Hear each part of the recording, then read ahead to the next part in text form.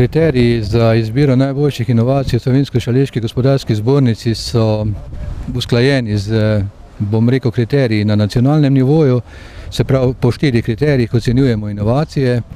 To so inovativnost, to so gospodarski učinki, to so trajnostni razvoj pa vpliv na okolje. Zdaj, prva 2 se ocenjujeta dejansko s točkami od 6 do 10, ostala 2 pa dejansko z prebitkom plus minus maksimalno 0,30 točke. In po teh kriterijih smo potem pravzaprav vseh 17 inovacij ocenili in razdelitev med posameznimi srebrnimi, bronastimi, zlatimi, srebrnimi, bronastimi in priznani je pač po kriterijih, ki so zapisani tudi v pravilih, ki jih je postavilo predsedstvo gospodarske zbornice. Moram reči, da letos, to je pravzaprav, kar stalnica, da so pretežno tehnološke inovacije.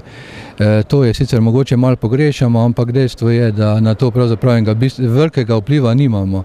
Mogoče celo to, da smo pogrešali, imeli smo same profesionalne inovacije in jaz osebno sem pogrešal še kakšno, individualno oziroma inovacijo strani individualnega inovatorja oziroma posameznika.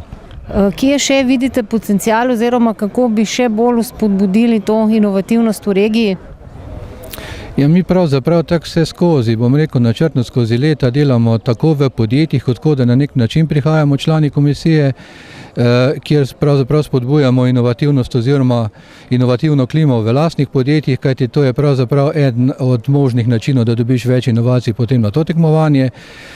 Kar se pa širše tiče tistih podjetij, ki jih ne zastopamo, pa poskušamo pravzaprav na nek način skozi delo gospodarske zbornice oziroma njihove sestanke in akcije in pa na nek način z apelom preko razpisa oziroma na nek način iskanjem direktno preko ljudi, ki jih poznamo v teh podjetjih.